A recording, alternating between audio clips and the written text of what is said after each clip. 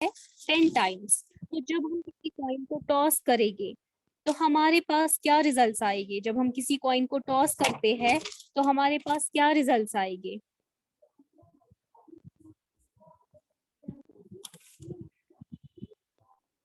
Head चलो है या क्लास, टेल? आप बताओ, जब आप किसी कॉइन को टॉस करोगे तो आपके पास क्या रिजल्ट आएगी?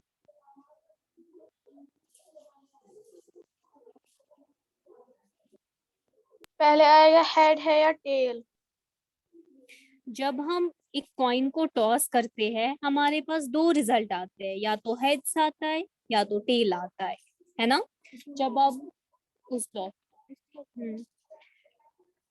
अरीबा,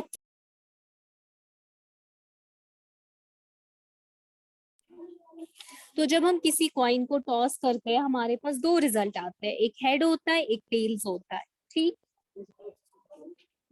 आप अज्यूम करो कि आप एक कॉइन को 10 बार टॉस कर रहे हो। 10 बार में कभी कभी हेड आएगा, कभी कभी टेल आएगा, है ना? तो ये टेबल है, ये आपने कॉइन को टॉस किया है और ये आपका रिजल्ट है। कॉइन को हमने कितनी बार टॉस किया? 10 बार टॉस करा। 1 2 3 4 5 6 7 8 9 10। और रिजल्ट हमारे पास क्या आया? हेड आया, हेड आया, फिर से टेल आया, फिर से टेल आया, फिर से हेड आया, टेल आया, टेल आया, टेल आया, हमारे पास हेड आया और टेल आया। ये जो हमारे पास रिजल्ट आ रहे हैं, जब हम एक कॉइन को 10 बार टॉस कर रहे हैं तो हमारे पास हेड और टेल्स में रिजल्ट आ रहे हैं। ठीक, ये जो हमारे पास हेड हेड या टेल आ रहे हैं, ये जो हमारे पास रिजल्ट आ रहा है हेड या टेल, इसे हम कहते हैं ट्रायल्स।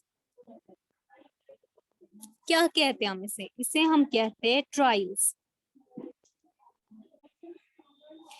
अब अगर हम कहेंगे कि हमने एक कॉइन को 10 बार टॉस करा, हम अगर कहेंगे कि हमने एक कॉइन को 10 बार टॉस करा और ये हमारे पास 10 बार टॉस करने के रिजल्ट्स आए, कभी कभी हेड आया, कभी कभी टेल आया। अब अगर मैं आप लोगों से पूछूंगी हेड कितनी बार आया, हमें हेड की प्रोबेबिलिटी मिल जाएगी। हेड कितनी बार आया? आप लोग काउंट करके मुझे बताओ, हेड कितनी बार आया? 4। हाँ जी क्लास, आप इसको काउंट करके मुझे बताइए, जब हमने कॉइन को 10 बार टॉस करा तो हमारे पास हेड कितनी बार आया? 4। हाँ जी, 4 बार मैम। हाँ जी, हमारे पास हेड 4 बार आया। थोड़ा प्लीज, आवाज मुझे आपकी कम सुनाई दे रही है क्योंकि यहाँ पर आसपास नॉइज बहुत है, तो थोड़ा आप ऊंचा बोलिएगा। तो हमारे पास जो हेड है वो 4 टाइम्स आया। ठीक, आपको इसमें एक चीज याद रखनी है, ये जो हमारे पास रिजल्ट आते हैं, हेड और टेल के रिजल्ट आते हैं, इन्हें हम बोलते हैं ट्रायल्स। ये बात आपको याद रखनी है। अब अगर हमें निकालनी है प्रोबेबिलिटी ऑफ हेड, ठीक, प्रोबेबिलिटी ऑफ हेड मतलब अगर हमने कॉइन को 10 बार टॉस करा तो उसमें से हेड कितनी बार आया, अगर हमें उसकी प्रोबेबिलिटी निकालनी है तो कैसे हम लिखेंगे? इसकी फॉर्मूला क्या है हमारे पास? Number of times a head comes, कितनी बार हेड आया, divided by total number of times the coin is tossed. मतलब अगर हमें हेड की प्रोबेबिलिटी निकालनी है, हेड हमारे पास कितनी बार आया, अगर हमें हेड की प्रोबेबिलिटी निकालनी है हमारे पास हेड कितनी बार आया, जब हमने एक कॉइन को 10 बार टॉस करा तो हमारे पास हेड की प्रोबेबिलिटी क्या है, अगर वो हमें निकालना है तो उसकी जो फॉर्मूला है वो ये है, probability of head is equal to number of times a head comes, कितनी बार हेड आया। ये जो हमने 10 बार कॉइन को टॉस करा इसमें हेड कितनी बार आया, 4 बार आया, divided by total number of times the coin is toss, total हमने कितनी बार कॉइन को टॉस करा, 10 बार करा। तो हम लिख सकते हैं number of times a head comes, कितनी बार आया हमारे पास हेड, 4 बार आया, divided by total number of times the coin is tossed, coin को हमने कितनी बार टॉस करा, 10 बार टॉस करा, तो जो ये 4/10 है ये हमारी प्रोबेबिलिटी बनती है ऑफ हेड। इसमें किसी को कोई कंफ्यूजन?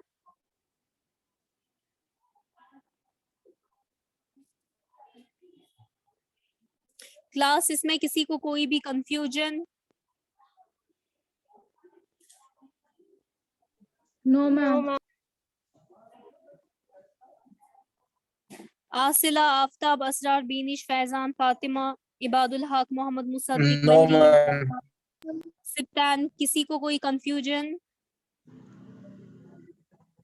तो अगर आपको निकालना होगा प्रोबेबिलिटी ऑफ टेल, तो आप कैसे निकालोगे? आप लिख सकते हो probability of tail is equal to number of times a tail comes divided by total number of times the coin is tossed. अगर हमें टेल की प्रोबेबिलिटी निकालनी है तो हम कैसे लिखेंगे? वो कितनी बार टेल आया, करो काउंट, बताओ मुझे कितनी बार टेल आया? हम 6 बार। कितनी बार टेल आया? 6 बार मैम। हाँ जी, 6 टाइम्स टेल आया divided by total number of times the coin is tossed. कितनी टाइम हमने कॉइन को टॉस करा? 1 टाइम। 10 टाइम्स। गुड। तो जो हमारी प्रोबेबिलिटी है टेल की वो है 6/10। 6 बार हमारे पास टेल आया, टेल का जो रिजल्ट हमारे पास आया, रिजल्ट में जो हमारे पास ट्रायल्स में जो हमारे पास टेल आया वो 6 बार आया, और टोटल नंबर ऑफ टाइम्स हमने जो कॉइन को टॉस करा वो टोटल नंबर ऑफ टाइम्स हमारे पास 10 है। तो 6/10 हमारी प्रोबेबिलिटी है टेल आने की, ये हमारी प्रोबेबिलिटी है टेल की। ठीक, यहाँ तक किसी को कोई कंफ्यूजन? अब हम इसको इन जनरल लिख सकते हैं, इस फॉर्मूला को, for any experimental event the probability P bracket में E, P क्या होता है? P होता है प्रोबेबिलिटी, E होता है इवेंट। इवेंट कोई भी हो सकता है, जैसे कि हमारे पास इससे पहले वाले केस में इवेंट था हेड और टेल। ठीक, हमें हेड और टेल की प्रोबेबिलिटी निकालनी थी, तो इन जनरल हम उनको इवेंट्स बोलते हैं। Probability of an event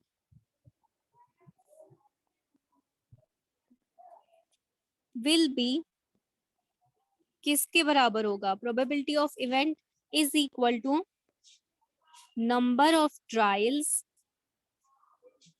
in which event happened.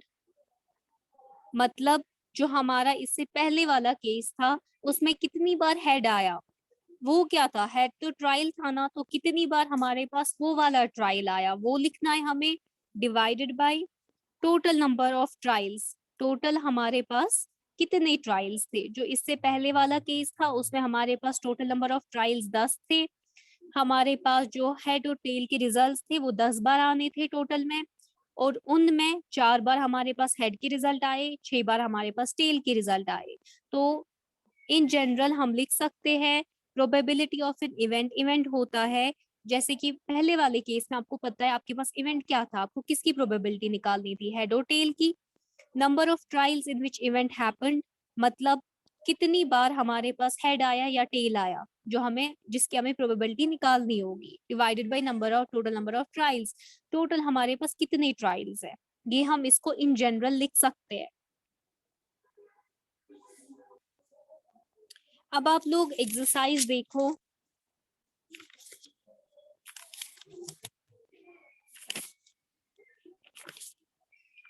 Exercise 14.1 है आपके पास। क्वेश्चन नंबर 1 है, in a cricket match a batswoman hits a boundary 6 times out of 30 balls she plays, find the probability that she didn't hit a boundary। एक cricket match में एक बैट्सवुमन जो है उसने क्या करा, उसने 30 बॉल्स खेली।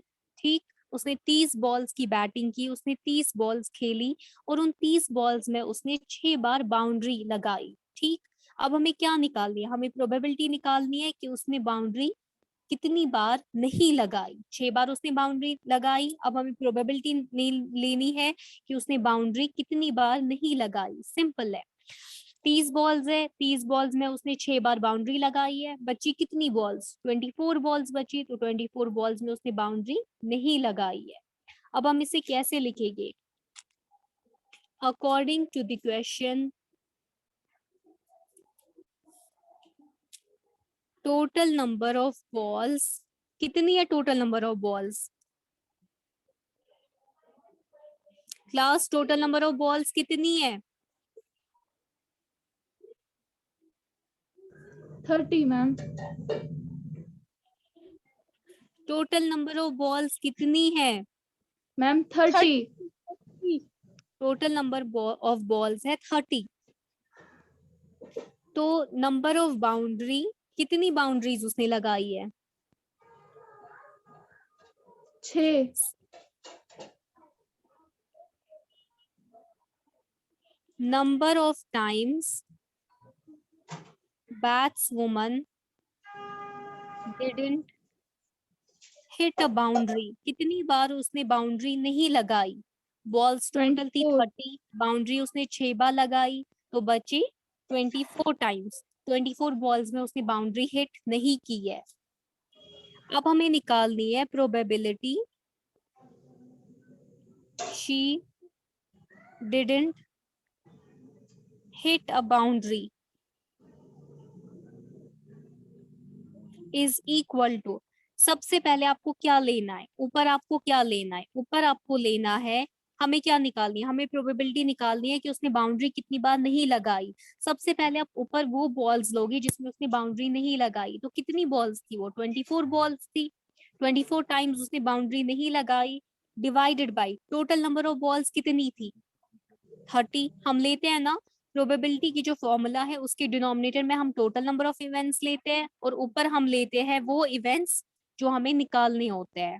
ठीक, 24/30, इसको जब आप कैंसिल आउट करोगे वो आ जाएगा 4/5। इसमें किसी को कोई कंफ्यूजन? No ma'am.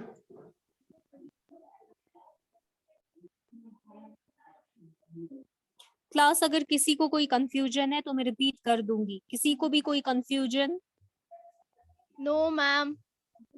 बहुत सिंपल चैप्टर है, बहुत सिंपल चैप्टर है। आपको बस थोड़ी सी एक फॉर्मूला याद रखनी है प्रोबेबिलिटी की, बहुत, बाकी बहुत सिंपल चैप्टर है, इससे सिंपल कुछ नहीं हो सकता है।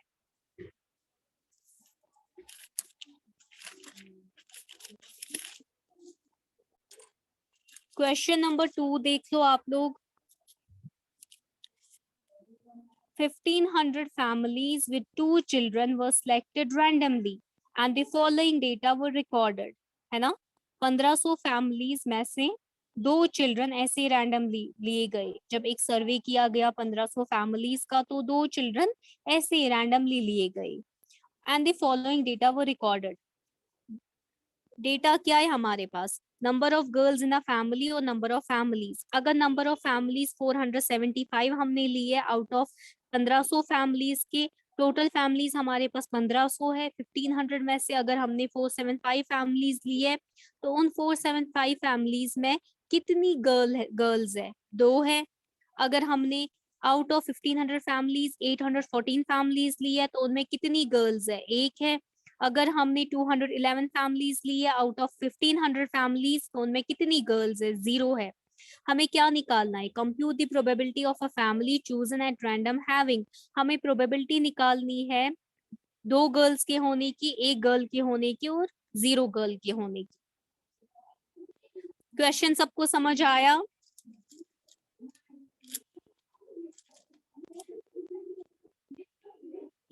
हम लिख सकते हैं इसमें total number of families is equal to, कितनी फैमिलीज है टोटल? 1500। पहला पार्ट जो है, number of families having 2 girls, कितनी जो 2 गर्ल्स है वो कितनी फैमिलीज में दी है? जो आपके पास टेबल है उसमें दिया है कि 2 गर्ल्स कितनी फैमिलीज में है? 475 फैमिलीज में है। अब हमें क्या निकालना है? प्रोबेबिलिटी हमें निकालनी है। प्रोबेबिलिटी हमें किसकी निकालनी है? हमें प्रोबेबिलिटी निकालनी है 2 गर्ल्स के होने की। that is equal to number of families having 2 girls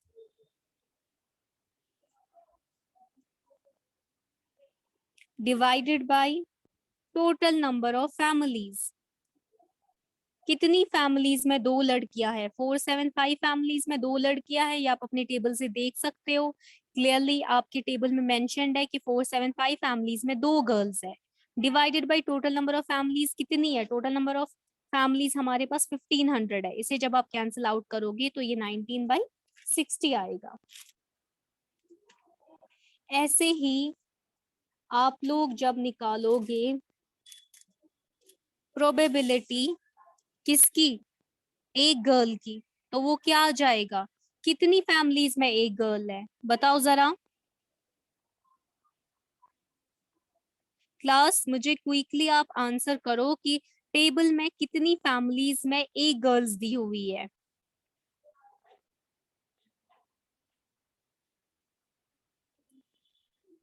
class table से आप देखो कितनी फैमिलीज में number of girls in a family, कितनी फैमिलीज में एक गर्ल है? 814।